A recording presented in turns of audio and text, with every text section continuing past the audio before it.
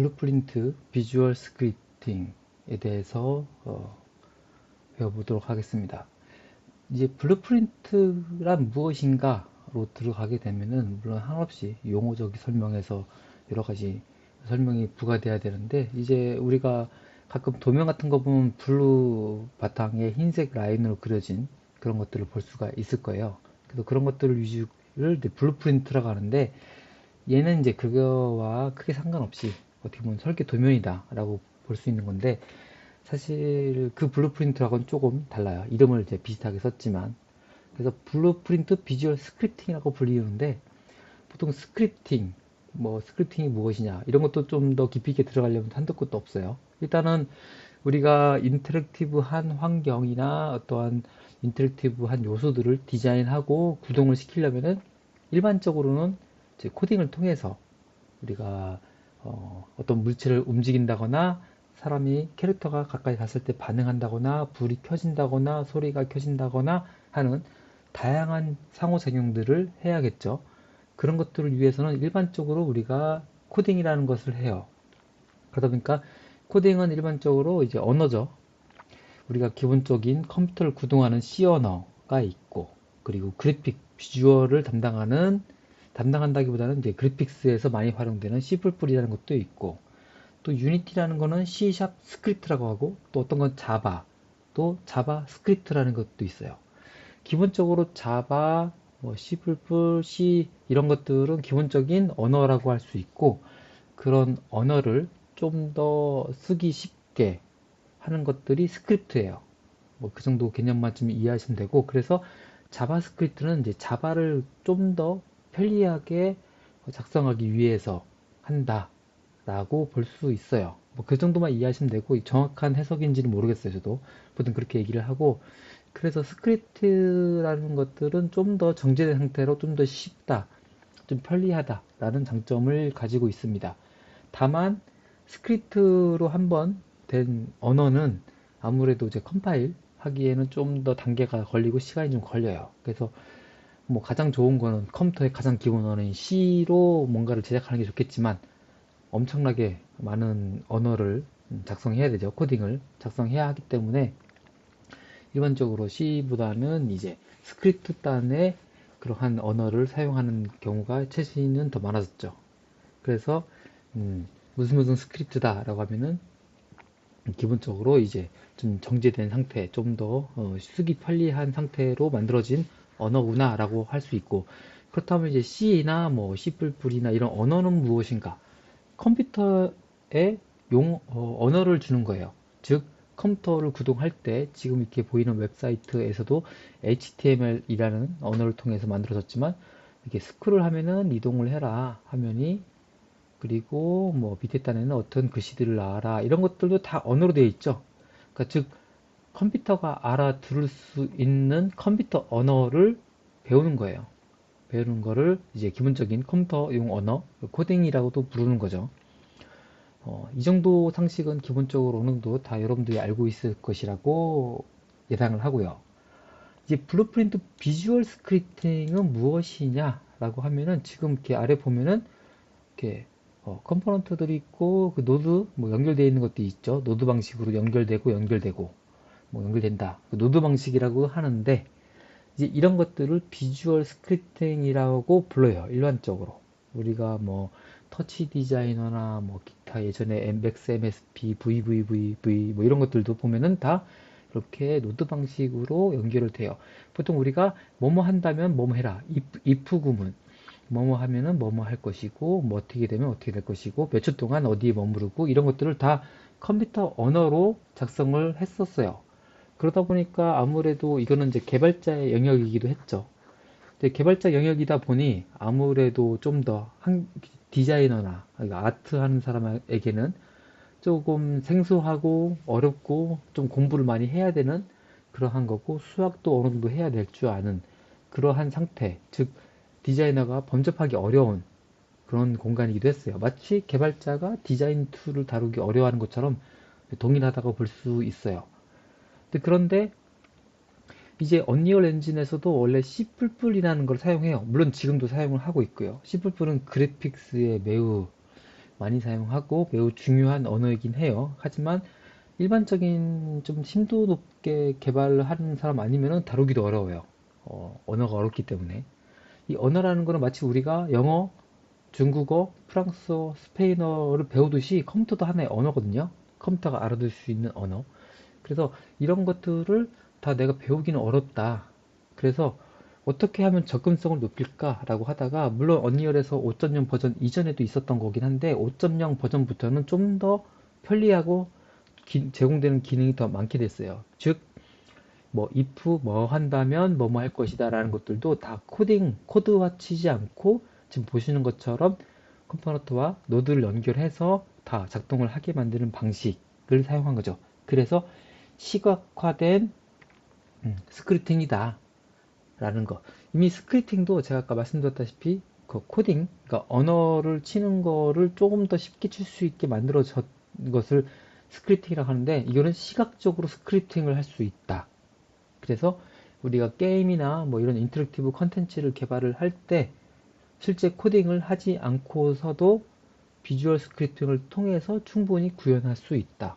뭐 공이 튀기다가 사람이 가까이 가면은 뭐 거기에 반응해서 뭐 컬러가 바뀐다거나 이런 상호작용 및 캐릭터의 움직임, NPC의 움직임이라든지 뭐 여러 가지 변화가 생기는 것들은 다 이제 비주얼 스크립팅으로 다 제어가 가능한 상태가 된 거죠. 그래서 제 생각에는 그 언리얼 5.0 이상 버전부터 확실히 디자이너가 언리얼을 사용하는 빈도가 높아졌어요. 예전에는 유니티 게임 엔진을 많이 사용하는 편이었죠. 아무래도 좀 가볍고 퀄리티가 그렇게 높진 않지만 어느 정도 이 디자이너나 개발자의 능력에 따라서 퀄리티도 꽤 높일 수도 있는 그런 상황이고, 그리고 C# 스크립트, C샵도 스크립트예요. C샵 스크립트를 사용을 하면은 어느 정도 개발을 할 수가 있었죠. 하지만 C샵을 사용한다는 것 자체가 디자이너에게는 어려운 영역이기도 했어요.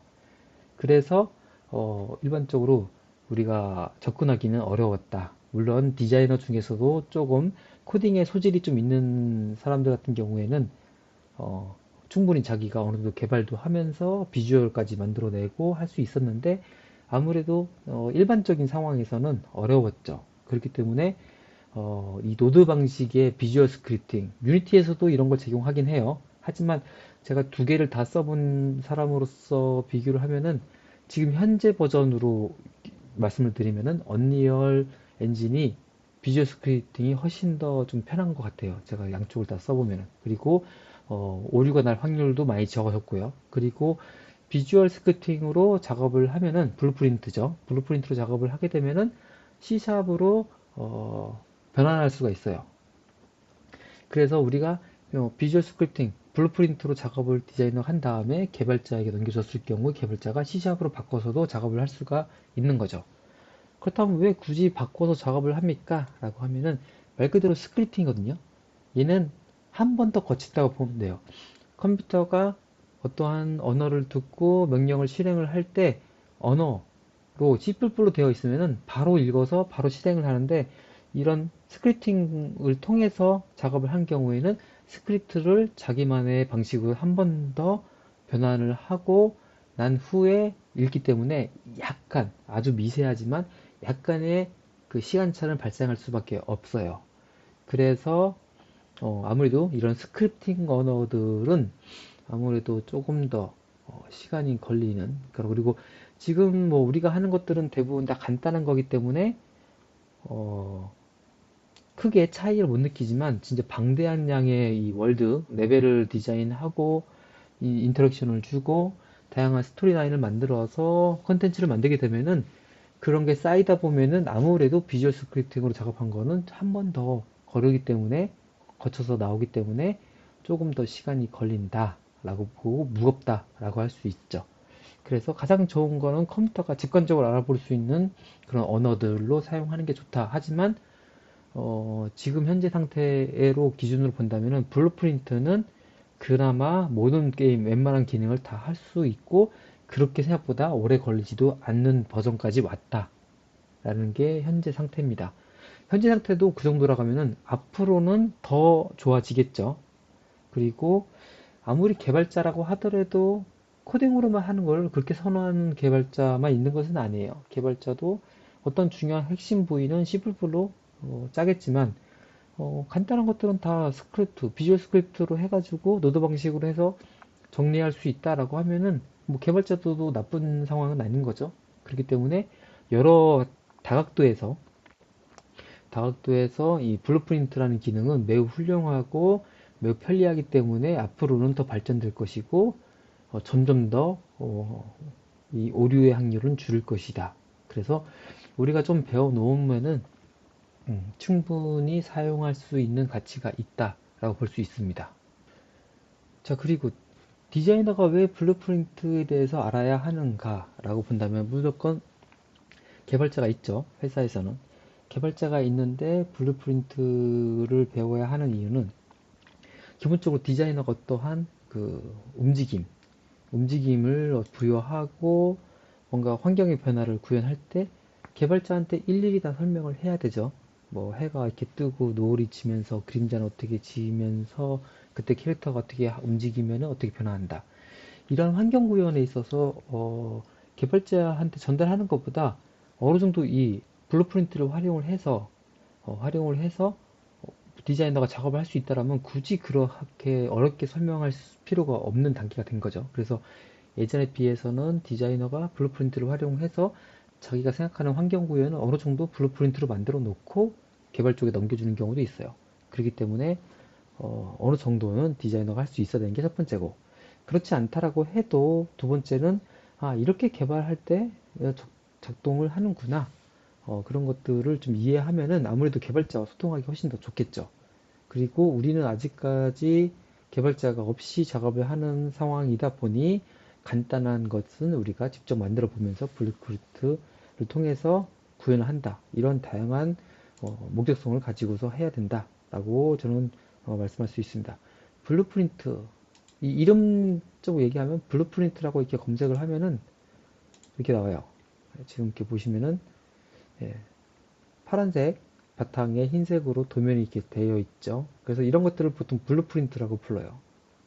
그런데 이제 마치 설계 도면처럼 그려진 상태를 따서 언리얼 엔진에서는 이렇게 이름을 붙여서 했지만 구글에서 언리얼 엔진 블루프린트 치면 이렇게 나오는 거죠. 지금 보면은 이런 박스 형태의 컴포넌트들이 존재하고 노드 방식으로 다 연결되어 있죠. 이게 언어라는 거죠. 이렇게 연결되어 있는 비주얼 통해서 스크립팅을 했다. 비주얼 스크립트다. 라고 이제 하는 거죠. 그래서 이렇게 보면은 디자이너 입장에서도 물론 코딩을 보는 것보다 훨씬 더 간편하죠.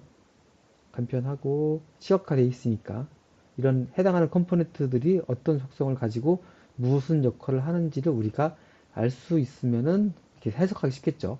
뭐 한 다음에 예를 들어서 시작할 때 뭐 한 다음에 뭐 하고 그 다음에 어떻게 한 다음에는 어떻게 이어진다. 시각화되어 있는 상태. 이래서 비주얼 스크립팅이다 라는 말을 하는 거죠.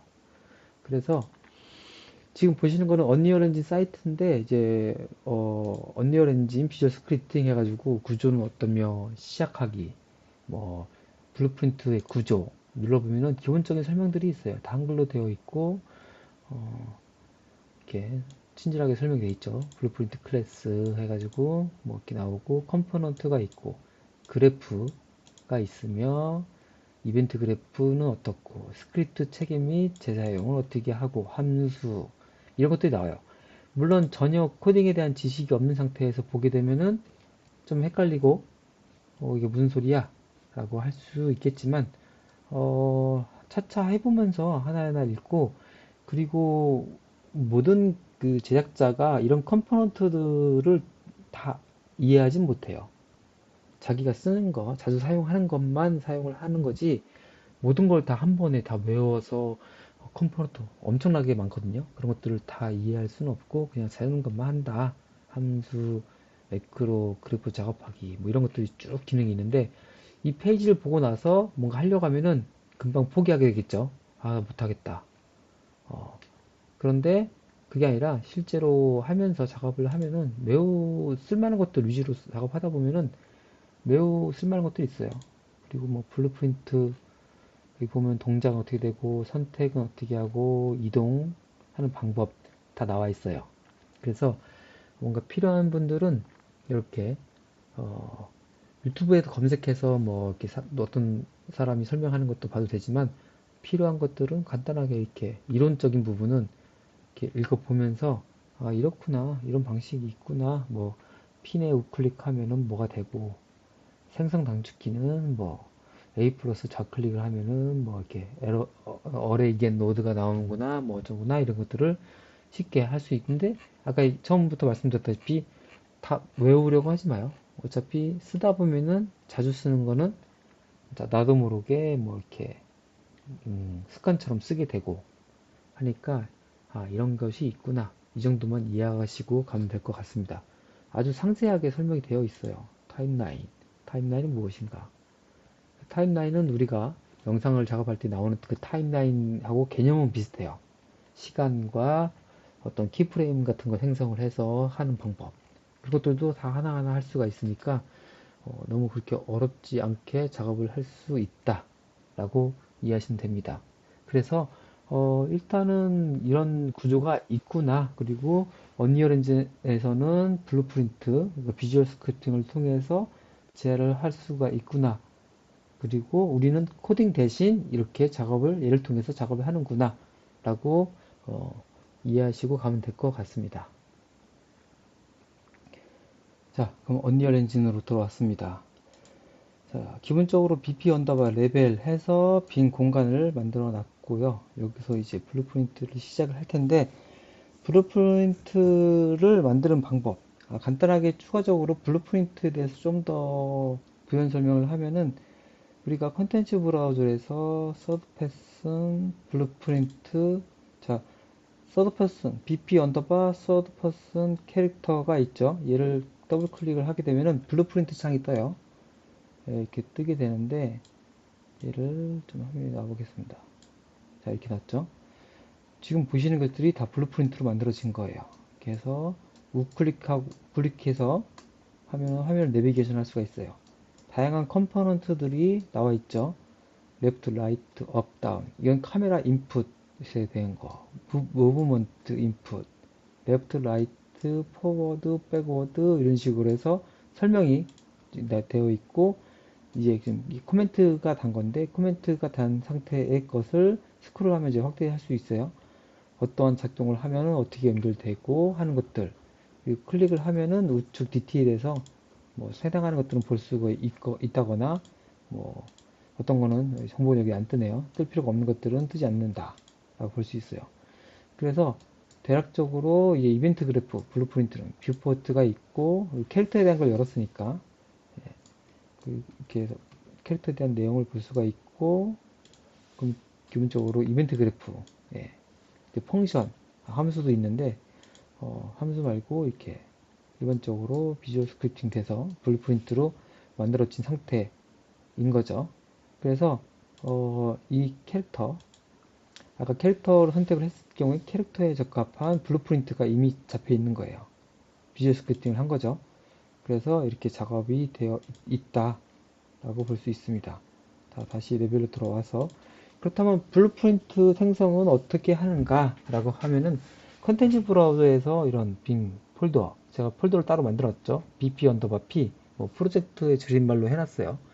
이거는 자기 자신들이 어떠한 방식으로 이름을 정하면 좋겠다라고 해서 넣은 거니까 그냥 자기 본인이 편한 대로 이름을 정하면 돼요. 컨텐츠 브라우저에 이름 정하는 거는 매우 중요하다라고 미리 말씀을 드렸었죠.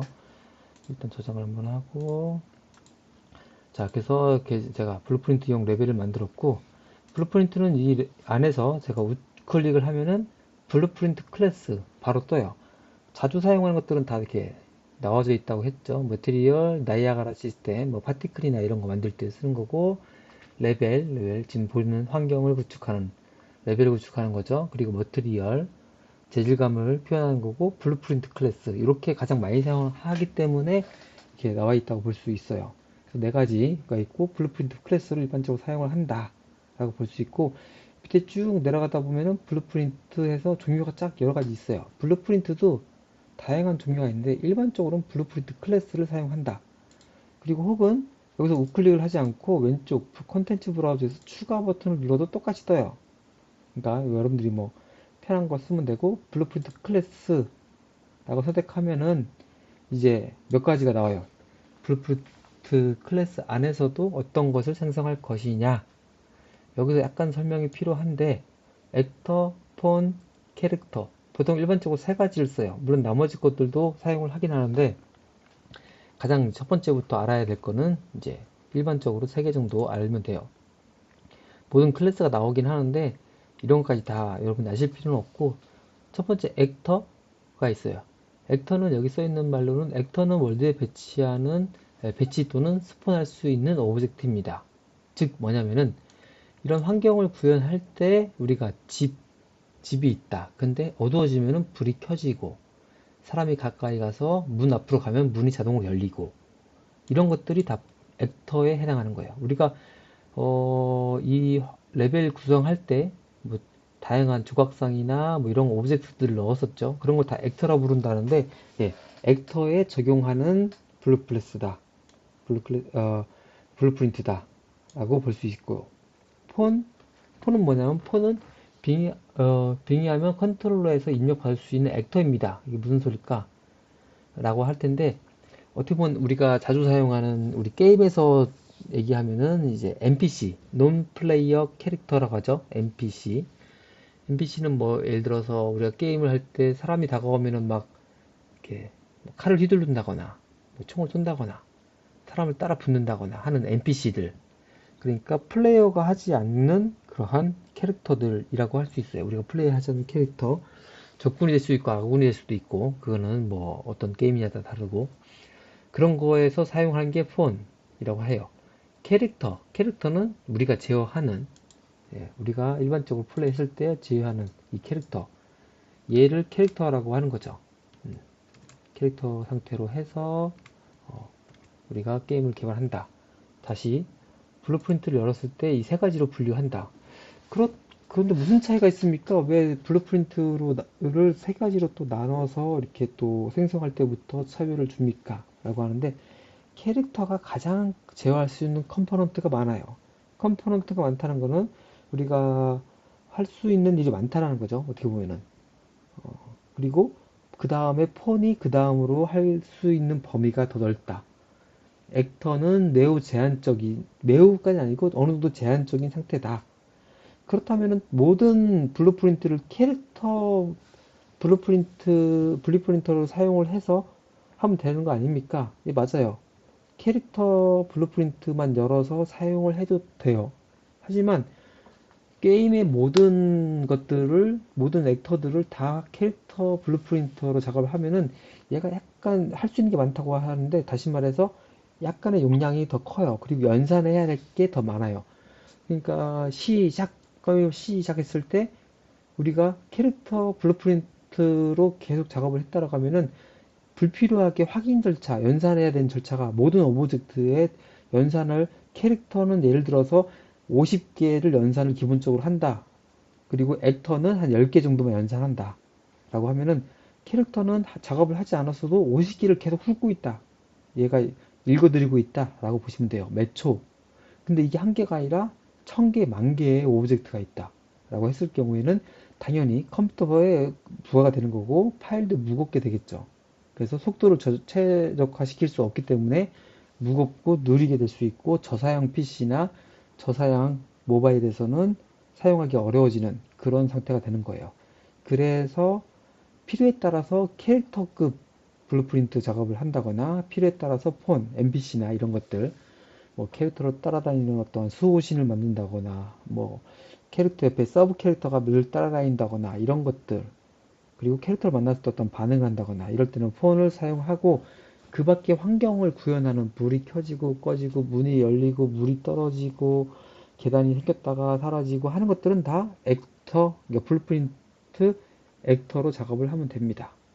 그래서 여러 가지 방식이 있지만 이렇게 선택적으로 사용을 해서 게임 최적화에 도움이 되도록 한다 라고 보시면 되고 우리는 기본적으로 다른 거 잘 안 건들 거니까 액터를 선택을 할게요. 액터를 선택하면은 이렇게 이름을 선택할 수가 있죠. New Blueprint라고 써 있는데 보통 이제 BP라고 많이 해요. 블루프린트 약자죠. 대부분 개발자들이 이거 많이 쓰고, 블루프린트 테스트. 그래서 이름 정할게요. 이름은 크게 중요하지 않아요. 모두 저장. 누르고, BP. 플레이어 테스트를 더블 클릭을 하게 되면은, 자, 아까 전에 봤던 이런 화면이 나옵니다. 네. 블루프린트 창에서 간략하게 설명을 하면은 좌측에는 이제 추가, 컴포넌트 창인데요.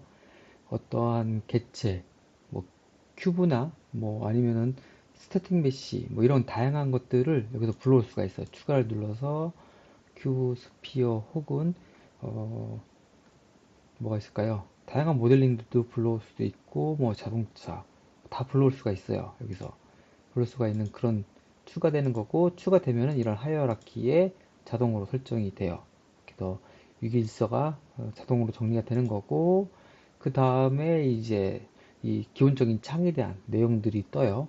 그리고 디테일 패널 이 우측에 동일하게 적용되어 있어요. 그리고 컴파일 어떤 액션을 한 다음에는 항상 컴파일을 눌러서 저장을 시켜주고 탭에는 뷰포트 그리고 예 이게 이제 어떻게 보면은 이제 펑셔널 이런 것들도 또 볼 수도 있고 그 다음에 이벤트 그래프 이렇게 크게 세 가지로 있어요. 가장 많이 쓰는 거는 뷰포트하고 이벤트 그래프 그리고 펑셔널 같은 경우에는 이제 함수를 하는 부분이라서 이거는 추후에 뭐 이제 이벤트 그래프가 복잡해지면은 함수 처리를 한다 뭐 이렇게 보시면 될 것 같습니다. 그리고 이 이벤트 그래프에서는 우클릭해서 이렇게 움직이고 우리 머터리얼 때도 배웠죠. 스크롤 해가지고 확대 축소 이런 것들을 할 수 있고 뷰포트에는 실제로 화면에 보여지는 모습을 이제 표현된다 라고 보시면 됩니다. 일단 이 저희가 만들었던 블루프린트 테스트를 화면에다가 끌어다가 놓겠습니다. 끌어다 놓게 되면은 지금 뭐 별다른 게 없죠. 가까이 가서 보면은 이제 아직 아무것도 없기 때문에 실제 빈 상태의 블루프린트다 라고 볼 수 있어요. 자, 그리고 일단 저장 눌러주고요. 다시 BP 언더바 테스트 블루프린트로 돌아왔습니다. 자, 이 상태에서 제가 만약에 큐브를 하나 생성을 해놓는다. 추가해서 여기 큐브가 있죠. 큐브를 하나 생성했다. 이름도 별로 이렇게 바꿀 필요는 없어요. 네, 큐브를 생성을 해서 이렇게 공간에 가져다 놓습니다. 그리고 나서 컴파일 눌러주고 다시 뷰포트로 가면은 지금 보시는 것처럼 큐브가 생성이 됐죠. 이것은 우리가 블루프린트, 그러니까 아무래도 공간에서 우리가 직접적으로 이렇게 큐브를 가져다 놓을 수도 있죠. 놓을 수도 있는데, 이거는 그냥 가져다 놓은 거고, 얘는 블루프린트 안에, 예, 블루프린트 안에 큐브를 넣었기 때문에 이게 보여지는 거예요. 그래서 블루프린트 안에 들어가면은 이렇게 표시가 되죠. 이제 블루프린트를 사용했을 때 더 편리한 거는 지금 얘가 색깔 좀 바꿔볼까요? 이제 흰색은 블루프린트 안에 넣었던 거고 얘는 안에 넣지 않았던 건데 얘를 예, 색을 초록색으로 바꿔보겠습니다. 자, 이 상태에서 얘는 만약에 옆에 하나 더 놓고 싶다 라고 하면은 이렇게 놓고 그리고 이 두 개를 선택한 상태에서 또 두 개를 복사를 해서 이렇게 네 개짜리를 만들었다 라고 하고요. 그렇다면 이제 4개짜리가 한 그룹인데 이 4개짜리를 또 저쪽 좀 멀은 곳에 놓겠다 라고 하면은 이렇게 또 놔야 되고 그리고 만약에 이렇지 않고서 어, 좀 다르게 했습니다. 여기다 이렇게 하나 놨고 또 새로운 거 놨고 또 새로운 거를 놓았다 라고 했을 경우 얘도 똑같이 이렇게 놓았고 이렇게 놨다 복사해서 얘는 블루프린트죠. 3개 그리고 녹색은 그냥 큐브 상태인 거죠. 이 상태에서 이 위에다가 스피어를 하나를 추가를 해야 된다 라고 하면은 추가를 하고 위에다가 이렇게 추가를 하고 얘도 또 보기 편하게 매트리얼을 초록색으로 바꾸겠습니다. 그러면은 또 어디다 놓으려면 또 이렇게 놓고 또 이렇게 놓고, 그런데 서로 놓은 위치가 조금씩 다르죠. 다른 위치를 또 맞춰줘야 되고, 이런 좀 불편함이 있죠. 근데 블루프린트에서 만든 얘 같은 경우에는 위에다가 스피어를 놓고 싶다 라고 하면은 이 상태에서 스피어를 추가해줍니다. 그래서 위에 딱 올려놔 주면은 하고 컴파일 눌러주면은, 예, 블루프린트 3개 올려놨던 거에 그대로 똑같은 위치로 올라가게 되는 거죠. 동일하게. 즉 이제 하나의 이런 군집 형태로 만든 거는 하나의 그룹화 돼 가지고 설정을 할 수가 있는 거예요. 그런 장점이 있어요. 물론 이제 여기서 하나하나 기울져 놨을 때는 부분적으로 이렇게 부분적으로 지울 수 있는데, 얘 같은 경우에는 부분적으로 지울 수는 없어요. 다 통으로 지워진다거나, 그리고 만약에 얘를 하나 스피어를 지웠다라고 하면은 그냥 안 지워지네요. 지웠다라고 하고 컴파일 눌러주면은 다 지워지는 거죠. 네, 이런 경우가 생겨요. 그러니까 사용성에 따라서 조금씩 다른데, 블루프린트는 하나의 통으로 그룹화된 상태를 지닌다 라는 것이고요. 그리고 스피어 보면은 왼쪽에 하이어라키, 밑에다가 제가 만약에 추가로 또 스피어를 하나 만들었다. 제가 스피어를 하나 선택한 상태에서 스피어를 하나 만들었다 라고 하면은 이렇게 또 하나 생기는 거예요. 이렇게. 그리고 컴파일 누르면 다시 뷰부터 들어가면은, 네, 동일하게 생겼죠. 이렇게 올라가게. 자, 다시 블루프린트로 가고요. 그런데 보면은 왼쪽에 큐브의 스피어의 스피어 하이어라키가 돼 있죠. 이 안에 종속되어 있는 부모 자식 관계처럼. 자, 이 상태에서 만약에 제가 스케일 값을 옮겼다. 그러면은 전체 다 커지죠. 컴파일하고 다시 뷰 들어가 볼까요? 예, 전체 다 커졌죠. 나는 밑에 사각형만 키우고 싶은데 같이 왜 커지는 걸까요? 이게 종속관계가 되기 때문에요.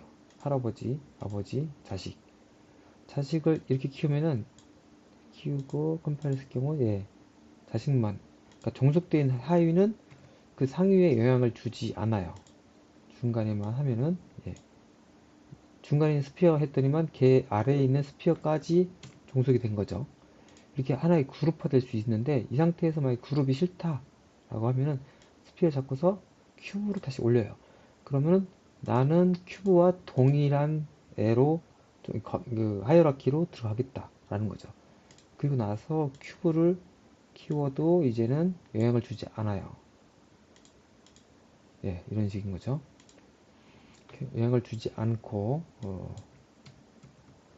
그리고 밑에 스피어도 영향을 받고 싶지 않다라고 하면은 다시 스피어로 올려주면은 세 개가 동등한 레벨로 들어가는 거죠. 그래서 개별적으로 다 제어를 할 수 있는 상태다 라고 볼 수 있습니다. 그래서 일단 두 개를 지워보고요.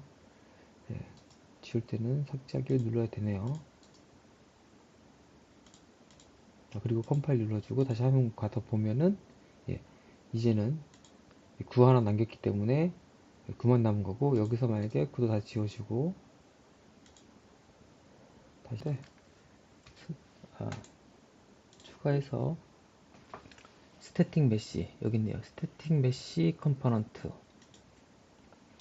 뭐 일단 이름은 수정 안 하고, 예, 해당하는 스태틱 메시 컴포넌트를 열어서 여기다가 이렇게 모델링을 추가할 수가 있어요. 우리가 FBX로 불러왔던 것도 가능하고요. 쭉 내려다 볼까요? 예를 들어서, 예, 이런 조각상을 불러올 수 있는 거죠. 블루프린트 안에서. 이 상태에서 컴파일 누르고 다시 레벨로 가면은, 예, 이렇게 추가가 되는 걸 볼 수가 있습니다.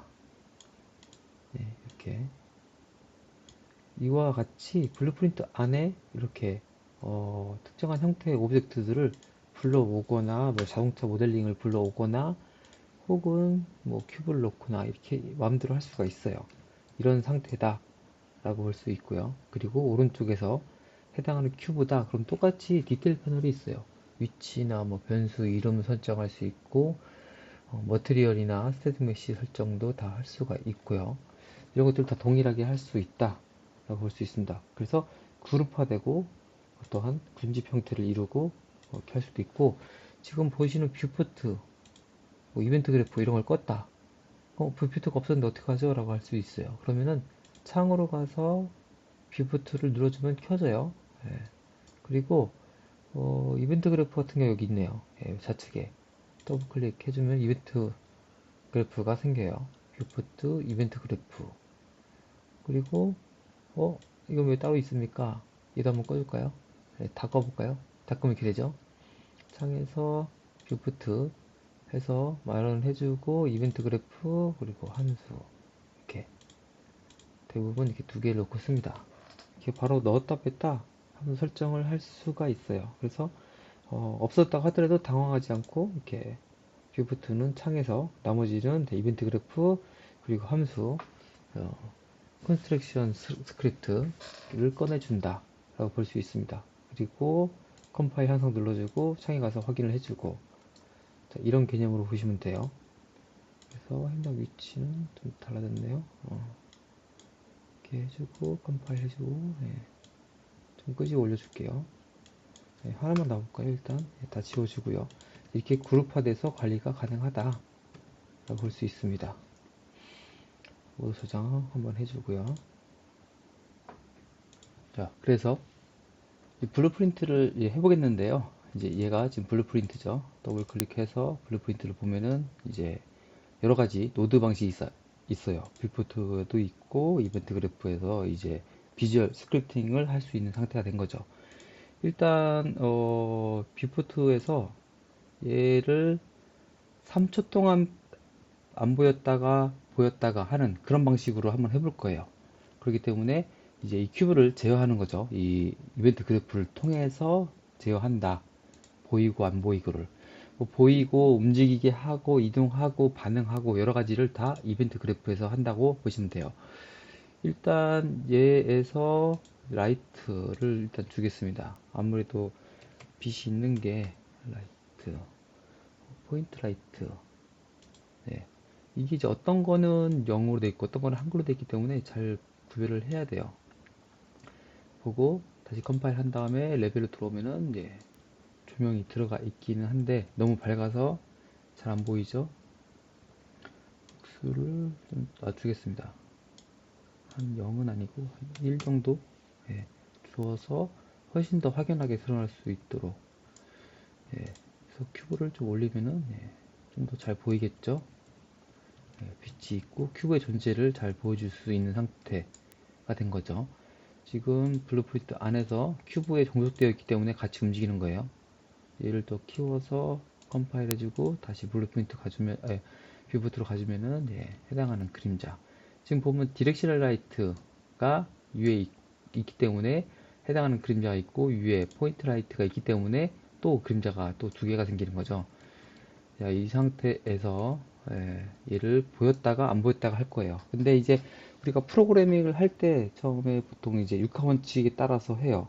누가 언제 어디서 무엇을 어떻게 왜.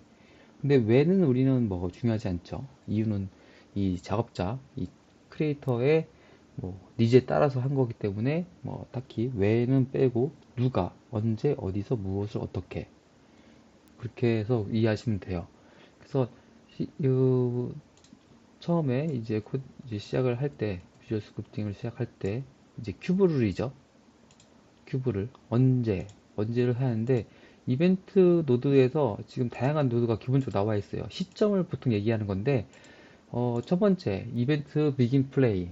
얘를 선택을 하면은, 이벤트 비긴 플레이는 이제 이 프로그램이, 그러니까 게임이 시작할 때, 해당 엔진에서 컨텐츠를 시작할 때라는 시점이고 나머지는 뭐 다른 시점인데 이거는 뭐 더 추가로 나중에 할 때 보여주고, 만약에 이벤트 비긴 플레이를 삭제를 했다, 빈 상태죠. 우클릭을 하고 비긴 플레이를 선택하면 입력을 하면은 네,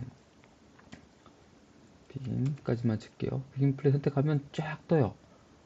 비긴 플레이도 종류가 되게 많거든요.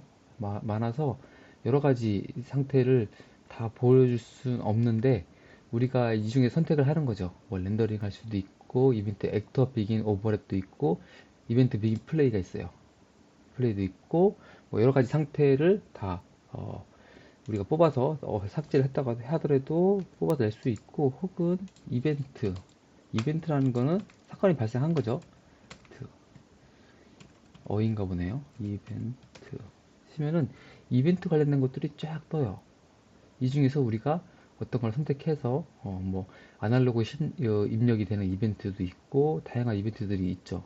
그래서 여기서 어떤 거를 하느냐 뭐 이거는 이제 선택의 문제이긴 하지만 우리 필요에 따라서 우리는 해당하는 프로그램이 시작할 때 예, 그 비긴 플레이 이벤트 비긴 플레이 여기 있죠.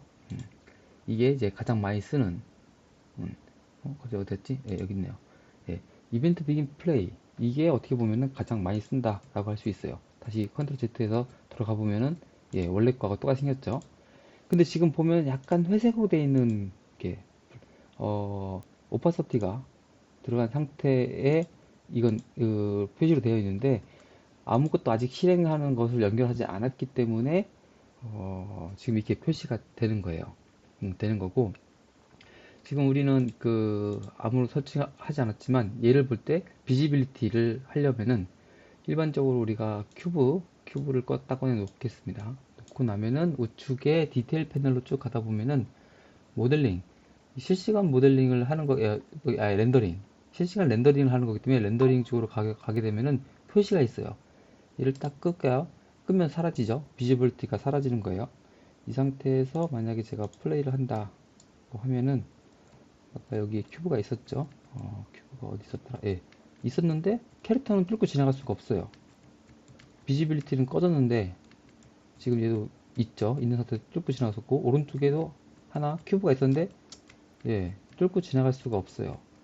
이거는 이제 지금 콜리전 그 콜리전 데이터가 있기 때문에요. 충돌 데이터. 그래서 지금 보여주는 게 다시 표시는 켜주고요. 렌더링 말고 콜리전 쭉 타고 내려가다 보면은 콜리전도 있어요.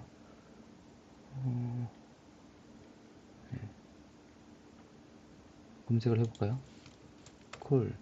예, 콜리전 있네요. 콜리전 이렇게 보면은 콜리전 프리셋이라고 있거든요. 프리셋에서 노 콜리전이라고 있어요. 얘를 선택을 하고 제가 만약에 플레이 다시 해보겠습니다. 하면은 자 비지빌리티는 켜있기 때문에 렌더링은 콜리전이 끄면은 이렇게 콜리전 데이터가 없기 때문에 뚫고 지나가는 거예요. 그래서 우리가 옆에 있는 애는 다 되어 있기 때문에 뚫고 지나갈 수도 없고 보이기도 하고 얘는 렌더링을 켜진 상태에서 콜리전을 꺼졌기 때문에 뚫고 지나갈 수 있는 상태가 된 거죠. 그래서 우리는 다시 디폴트 상태로 놔두고 다시 플레이 해보면은 예, 보이기도 하고 뚫고 지나갈 수 없다. 자, 그래서 얘는 일반 큐브이고 얘가 지금 이제 우리가 부여하는 블루프린트죠. 해당하는 큐브를 3초 동안 보이지 않게 하다가 3초 동안 보이고 보였다가 안 보였다. 그럼 비지빌리티하고 콜리전을 우리가 제어해야 되는 거예요. 그래서 게임이 시작할 때 딜레이가 있었죠. 그러면은 여기서 노드를 꺼내요. 얘로부터 시작하기 때문에 꺼내서 이렇게 놓게 되면은 얘하고 적합한 것들을 추천을 해줘요. 혹은 여기서 바로 그냥 우클릭해서 만들어도 되는데 빈 바탕에서 우클릭을 하면은 뭐든지 다 만들 수가 있고 끌어다가 놨을 때 나오는 거는 얘로 끌어다 놨을 때 연결될 수 있는 것을 추천을 해줘요. 일단 우리는 딜레이가 있어야겠죠? 딜레이 3초 동안의 딜레이가 있어야 되니까 영어로 딜레이라고만 해도 무수한 게 많이 나오죠. 오디오, 게임 뭐 여러 가지가 있어요. 그런데 일반적으로 우리는 플로 컨트롤 딜레이 뭐 이런 거 선택해서 시간을 줘 유틸리티 안에서 예, 플로 컨트롤 딜레이를 주면은 자 바로 연결이 되죠. 딜레이를 열었더니만 자동으로 아까 끌어다 놨기 때문에 자동으로 얘하고 얘가 연결된 거예요. 게임이 시작할 때 시점에 바로 시작하자마자 딜레이가 있다. 그러면 이제 듀레이션 나오죠. 몇 초 동안? 3초. 초 단위거든요. 3초 동안 딜레이가 있다. 그러면은 3초 이후에는 무엇을 하느냐? 라고 한다면은 똑같이 끌어다가 놓는 거예요. 끌어다 놓으면은 우리가 할 수 있는 것들이 여기서 실행이 되겠죠. 물론 끌어다 놓지 않고 우클릭해서 해도 돼요. 근데 끌어다 놓는 게 아무래도 더 적합한 거를 추천을 해주니까 좋겠죠. 그렇다면 비지빌리티.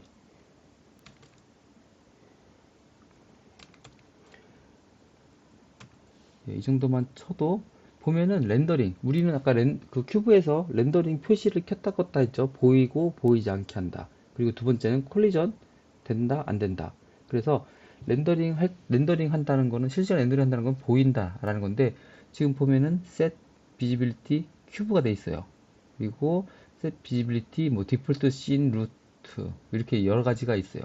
토글도 있고 여러 가지가 있는데 이거는 그 상황에 따라서 선택을 하면 되고 옆에 보면 큐브라고 있죠. 그 이유는 우리가 지금 현재 블루프린트에서 실행하는 애가 큐브이기 때문에 큐브를 제어할 거를 지가 알아서 이렇게 비지빌리티를 치면은 거기에 맞게 추천을 해주는 거예요. 큐브다. 이름을 바꾼다면 다르게 나오겠죠. 예를 들어서 여기서 이름 변경 이 큐브로 바꿨어요. 그리고 나서 똑같이 이렇게 하고 나서 꿀집을 놓고 비지빌리티를 치면은 보시다시피 set visibility e 큐브 그러니까 이름이 바뀌는 거죠. 이렇게 이름 바꾸게 되면 지가 알아서 선택을 해주는 거예요.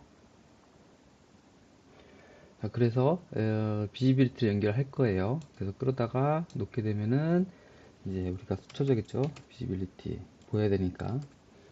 예, 그래서 set visibility e 큐브 이름 바꿨으니까 토글은 아니에요. 토글은 좀 다른 방식인 거고 다 연결을 했더니 지금 보시다시피 뭐가 좀 달라졌죠. 딜레이 큐브 e 큐브라고 보통 자기가 설명을 하고 있죠. 여기서 게임이 시작할 때 시간 개념을 하나 더 줬어요. 게임이 시작할 때 3초 동안 대기하고 딜레이죠. 딜레이를 주고 그리고 큐브 타겟이죠. 큐브를 뉴 비지빌리티 하겠다. 근데 지금은 켜져 있죠. 이미 비지빌리티가 켜 있기 때문에 사실 이 뉴 비지빌리티 새로 킨다 이거를 해제를 하고 난 상태에서 컴파일도 보여드릴게요. 자, 이 상태에서 플레이. 네, 꺼졌죠. 그리고 꺼졌지만 콜리전은 살아있죠. 빛도 살아있네요. 네. 자, 그 게임 플레이를 스타트 플레이를 좀 바꿀게요. 위치를. 자꾸 뒷모습이 보여주니까 처음부터.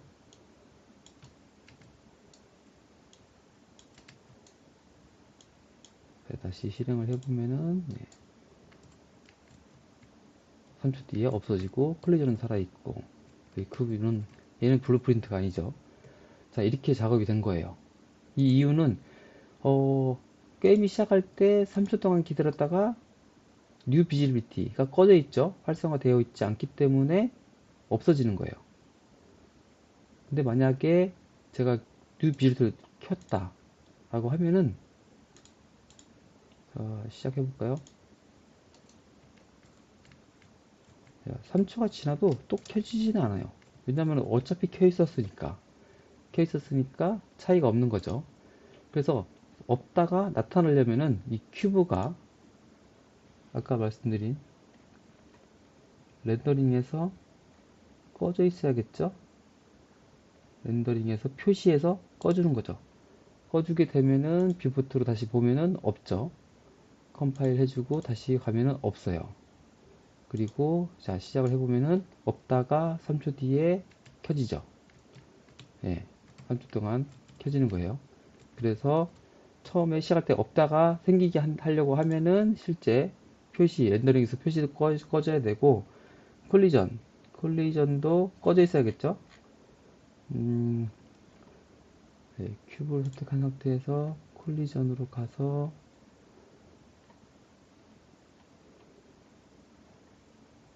콜리전이 어디 있을까요? 검색을 해볼게요. 하나 찾기 힘들면은 콜리전 프리셋 노 콜리전으로 해놓는 거죠. 자, 이 상태로 하면은 자, 다시 플레이를 하다 보면은 없죠. 없다가 생겼죠. 생겼는데 콜리전은 이제 비지빌리티는 켜졌기 때문에 3초 뒤에 켜졌기 때문에 보여지지만 콜리전은 계속 꺼진 상태로 유지를 해왔기 때문에 이제 음, 꺼졌긴 상태 때문에 비지빌리티는 켜졌지만 콜리전은 죽어있는 상태 계속. 그래서 콜리전도 켜줘야겠죠. 그래서 콜리전을 켜는 방법은 또 콜리전이라고 검색을 하면 돼요.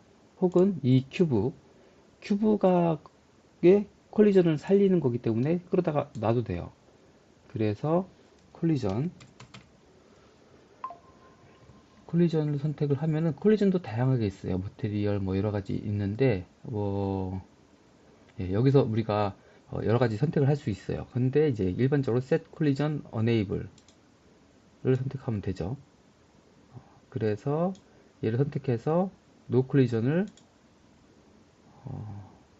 fix only 혹은 뭐 fix only는 이제 그 닫는 거 그리고 뭐 collision enable 선택을 해주고 다시 한번 플레이를 해보겠습니다. 그래서 얘를 선택을 해주고 다시 컴파일 해주고 플레이 없죠. 없다가 생겼어요. 그런데 콜리전이 되지 않죠. 자, 뭐가 잘못된 걸까요? 해당하는 콜리전이 잘못되었다는 거죠.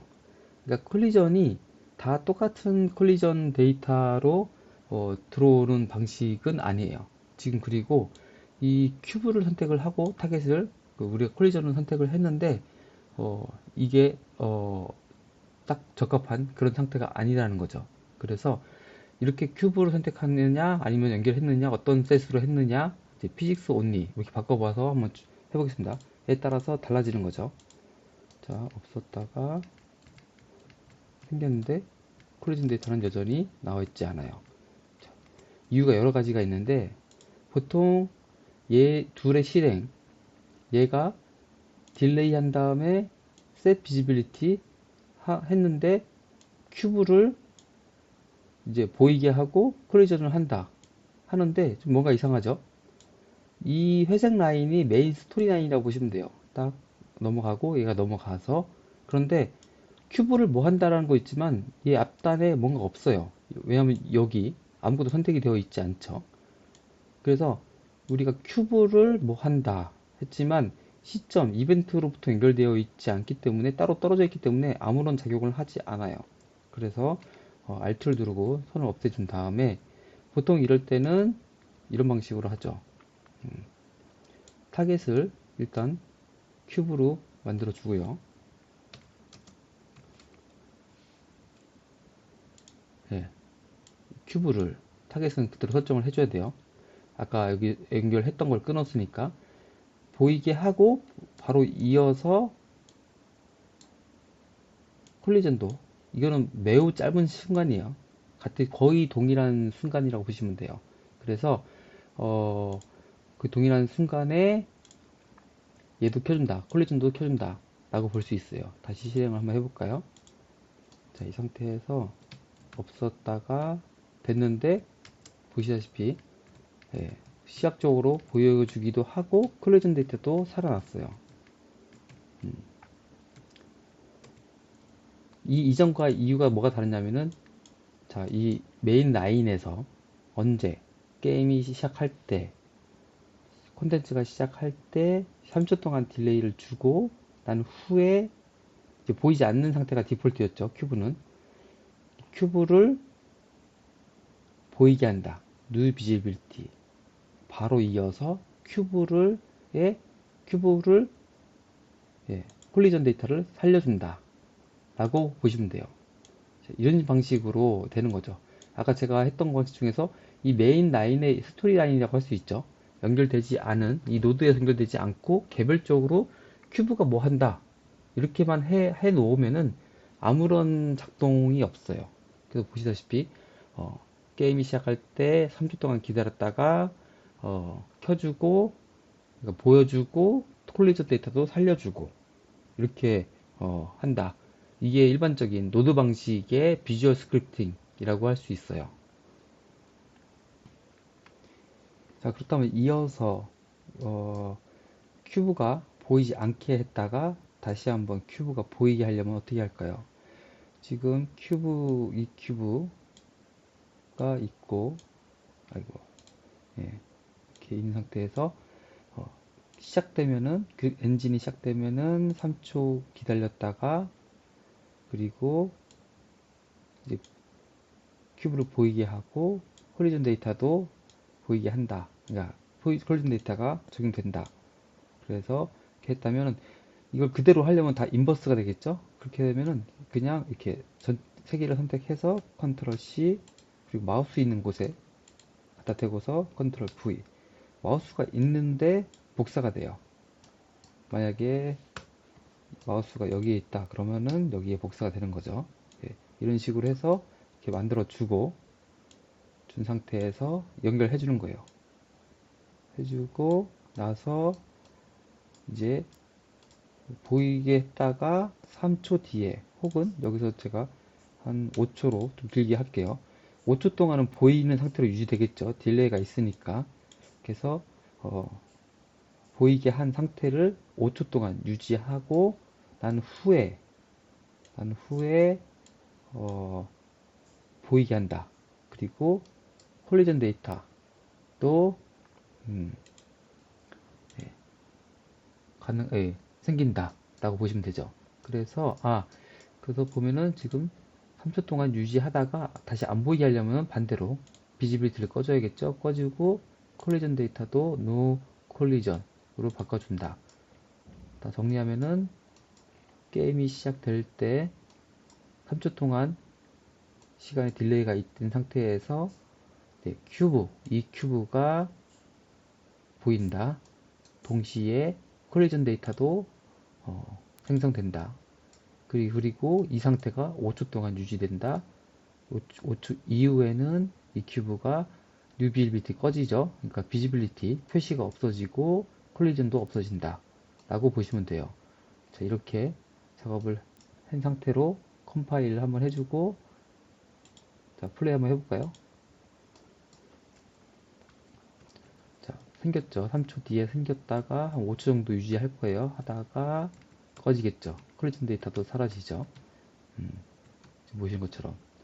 자, 이 상태로 유지가 되는 거예요. 그런데 우리가 매번 서드 퍼슨 상태로 플레이 한다. 만약에 저희가 플레이어 스타트가 한 이쯤에 있다. 아까 제가 옮겼는데, 만약에 플레이 스타트가 이 정도에 위치되어 있다. 라고 하고 플레이를 하게 되면은, 어디 있지? 하고 찾아서 들어가서 테스트 되는 것들을 보아야 되는 거죠. 이렇게. 예, 이렇게 봐야 되는데 불편하겠죠? 그래서 이런 경우에는 일단 컨트롤 Z 다시 원점으로 왔고 이 상태에서 이 플레이 할 때 우측 클릭 점점점 세 개 있는 거를 클릭하면은 선택된 뷰포트 우리가 지금 실행하고 있는 거예요. 근데 여기서 보면 시뮬레이트가 있어요. 시뮬레이트를 딱 눌러주면은 캐릭터와 상관없이 내가 지금 있는 화면에서 바로 볼 수가 있어요. 게임을 바로바로 실행할 수 있는 거죠. 상태에서 껐다가 다시 이 정도 위치에서 어디에 위치든 상관없어요. 내가 보는 화면에서 바로 시뮬레이트가 되는 거죠. 그래서 다가 생기고 5초 뒤에 사라지는 것이 그대로 보여지는 거죠. 그래서 왜 이 기능을 쓰냐면은 우리가 플레이 스타트가 지금 여기 가까이 있지만 우리가 게임을 하다 보면은 레벨 디자인을 뭐 하다 보면은 저기 스타트 시점이 되게 멀리 있을 수가 있어요. 할 때마다 플레이 스타트를 옮길 수가 없죠. 매번. 그렇기 때문에 얘는 어디에 있든지 상관없고 바로 그냥 내가 작업한 것이 적용됐는지를 확인하기 위해서는 그 시점에서 바로 이제 시뮬레이트를 눌러서 확인을 해보고 작동이 잘 되는구나. 5초 뒤에 잘 사라지는구나. 이거를 확인을 해보면 돼요. 끄고 만약에 플레이어를 통해서 하고 싶다라고 하면 다시 점점점 누른 상태에서 선택된 뷰포트를 눌러주면 바로 캐릭터가 있는 상태에서 플레이가 되는 거죠. 이렇게 다시 돌아올 수도 있어요. 다시 ESC에 눌러서 나오고요. 예. 그래서 필요에 따라서 이렇게 쓰면 된다. 뭐 독립형 게임 눌러서 별도의 파워창에서 하고 이렇게 할 수도 있는데 별 거의 쓸 일이 없어요. 그냥 이렇게 해서 하게 한다. 자, 다시 한번 정리하자면은 게임이 시작될 때 3초 동안 기다렸다가 뉴 비지빌티 이 큐브가 보이고, 그리고 이 큐브의 콜리전 데이터도 활성화되고, 이 상태가 5초 동안 유지되다가 다시 이 큐브가 뉴 비지빌티 꺼주는 거죠. 표시를 꺼줘서 렌더링, 실시간 렌더링이 불가능하게 해주고, 그리고 콜리전 데이터도 사라지게 한다. 이렇게 해서 보통 이게 이제 언어인 거예요. 하나의 언제, 무엇을, 어떻게 이렇게 되는 거죠. 그래서 이런 것들을 작업을 할 수 있고, 지금은 이제 좀 기니까 보기 불편할 수 있는데, 이렇게 필요에 따라서는 이렇게 위치를 바꿔놔도 돼요. 그래도 전혀 작동하는데 상관이 없어요. 이렇게 해도 되고, 아니면 뭐 이 정도 보기 편하게 다음 스토리다, 동일한 내용이고 이게 동일한 내용이다라는 걸 보기 편하게 분류를 할 수도 있고, 아니면은 뭐 자기 컴퓨터가 옆으로 길다라고 해서 크게 상관이 없다라고 한다면은 이제 코멘트를 해줘야 돼요. 우리가 노드를 짜다 보면은 헷갈릴 때가 있는 거죠. 내가 어떻게 이게 노드가 뭐였지? 100%다 기억하면 좋겠지만 이게 지금 컴포넌트가 되게 많다 보면은 헷갈릴 수가 있어요. 이게 뭘 하기 위해서 했던 거더라? 왜냐하면 모든 걸 다 우리가 알 수 없거든요. 그때마다 하다 보면 헷갈릴 수도 있고, 그리고 그렇기 때문에 이만큼은 무엇이다. 코멘트를 달아주는 방법이 있어요. 여기서 단축키 C를 눌러주면 코멘트. 그래서 3초 기다리다가 큐브 보이기. 이렇게 되는 거죠. 그리고 나서 나머지 3개 선택한 상태에서 C를 눌러주면 바로 또 코멘트를 생성할 수가 있어요. 네, 코멘트를 생성을 해서 5초 대기 후 큐브 보이지 않게 하기. 네, 이 상태에서 딱 선택을 하고 이렇게 옮기면은 해당 코멘트가 있는 그룹이 같이 움직여요. 자, 이렇게 해서 찍어서 이렇게 옮길 수도 있는 거죠. 이렇게 하다 보면은 이제 그룹화가 돼가지고 한 번에 이제 시작하면은 이 부분은 3초 동안 3초 기다리다가 큐브 보이게 하는 거구나. 밑에 건 선 따라서 가면 되죠. 5초 대기 후 큐브 보이지 않게 하기 위한 거구나 라는 것들을 보일 수 있고요. 그리고 해당하는 이제 코멘트를 선택해주면 우측 디테일 패널에서 코멘트 컬러도 이렇게 바꿔줄 수 있고요. 지금 제가 썼던 거 3초 기다리다가 했던 걸 여기다 써줄 수 있어요. 근데 좀 불편하죠. 그리고 뭐 폰트 크기를 조정해서 이렇게 크게 바꿀 수도 있어요. 바꿀 수도 있고 뭐 이런 것들 뭐 비활성화 한다. 그래서 눌러주고 뭐 대화창 한다. 뭐 이동 모드 뭘 한다. 등 이런 디테일 설정을 다 할 수가 있는 거죠. 그래서 색깔도 뭐 이렇게 분류되게 지정을 해서 두 개가 다르다라는 것들도 충분히 보여줄 수가 있는 거죠. 그래서 아무래도 노드 방식은 좀 헷갈릴 수 있기 때문에 이렇게 시각화된 비주얼 스크립트 형태에서 코멘트도 시각화되게 바로바로 보여줄 수 있도록 작업을 하는 것입니다. 자, 이래서 여기까지가 기본적인 이제 블루프린트의 기본 설정이다 라고 보실 수 있고, 지금 단적인 예로 뭐 딜레이 하는 거, 보여주는 거, 콜리전 데이터 생성하고 꺼주는 거, 이런 것들, 그리고 목적, 무엇을 어떻게 한다, 이런 것들을 제가 간단하게 보여드렸어요. 근데 이제 이거는 매우 간단한 액션을 위한 거고, 하다 보면은 매우 복잡한 컴포넌트들이 지금 빼곡하게 들어가서 추후에는 함수 형태로 함축시켜주는 그런 형태로도 작업을 하게 돼요. 지금 매우 간단하지만, 매우 복잡하지만, 하다 보면 충분히 이걸 이해할 수가 있고, 그리고 이런 기능들을 다 외울 필요는 없고, 각각의 컴포넌트들이 이렇게 하나하나 이렇게 작업을 할 때 끄집어내서 그 다음 거 뭐 해볼까? 그래서 한글로도 검색해보고 아니면 현재 여기 나오는 것들을 하나하나 적용해보면서 하다 보면은 아, 이건 이 기능이구나. 얘는 어떻게 연결되는구나. 뭐 이런 것들을 우리가 쉽게 알 수가 있어요. 그렇기 때문에 일단은 하나하나 해보는 것이 중요하다라고 볼 수 있습니다. 그리고 하고 난 다음에는 컴파일 꼭 눌러줘서 적용을 해주고 실제 레벨에서 이렇게 테스트를 해보면은 어, 이렇게 다양한 효과들을 낼 수 있는 거죠. 이게 이제 인터랙티브한 상태를 만들어주는 이제 어, 인터랙티브한 상태를 만들어주는 하나의 언어다. 그리고 새로운 언어, 우리가 영어하고 뭐 중국어, 프랑스어 이런 새로운 언어를 배우듯이 이 비주얼로 된 스크립트를 작성한다.